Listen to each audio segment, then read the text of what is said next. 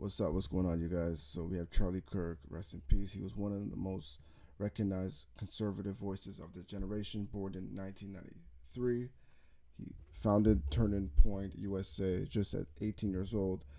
He was also building into the largest student political organizations in America through his podcasts, his books, and countless campus appearances. Kirk positioned himself as a defender of the conservative values, a critic of the left, and a strong ally of Donald Trump. Let's jump into more people who've heard things and who witnessed different uh, stories. Let's check it out. Too, which is crazy with the Join me here now is Brennan. He's one of the people who was here when all this happened. Now, Brennan is not a student here. He came all the way from Clearfield just to be a part of this and to see this. And Brennan, you were telling me you were right there when this happened. Yeah, so I mean, it was pretty packed when I got here. It took me about 30 minutes just to find parking. When I finally got there, there were thousands of people, I would say. He was kind of like in a pit almost, and we were kind of gathered up like some stairs. I kind of moved my way closer. I was about 15 feet away. He was actually just talking about mass shootings too, which is crazy, with the trans shooting that just happened recently. Yeah, exactly. Right before he passed away, the last words that he was saying was about violence, and then he got hit in the neck. All right, so let's move on.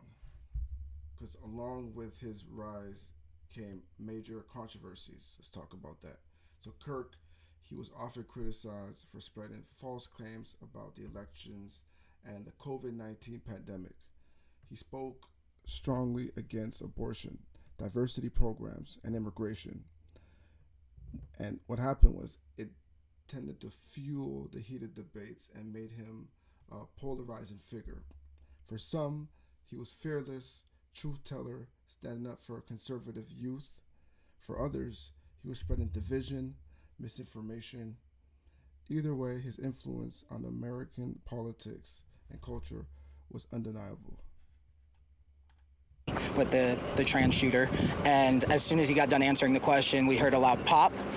He got hit in the left side of his neck and dropped. We all dropped. His security dragged him out of there, and we just ran. So it's crazy. I can't imagine. This is probably terrifying. You're there just to hear the debate, to be a part of this. You hear the shot. You said you hit the ground. Yeah, obviously, because at first we didn't know what it was. You know what I mean? Right. Once we figured it out, I was more angry, I would say, than terrified. We hear all the time that we're the problem, we're the violent ones, we're the issue, and yet this is the second mass shooting attempt on a political figure. First Donald Trump, now we have Charlie Kirk, but yet we're the problem. I don't know of any mass shootings that happened with Joe Biden. I don't know any of Obama. I don't know of any of the Democratic side, and I'm not trying to be that guy, but bro, you're doing too much. Stop. We got to come together. This is ridiculous. Whether you believe what he says or not, we got to stop all this nonsense. Right. And I definitely agree with this gentleman right there. We do need to come together, and we do need to stop this violence. It doesn't help anything. It just makes matters worse, and it just proves strongly to the opposition.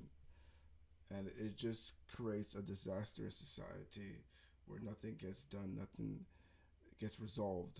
Now, that's speaking on one side of it. The other side, from what I'm reading from the controversy for comments, they are pleased. They're celebrating the death, and a lot of things are conspiring out of control about the burial and so forth. But we'll get into that.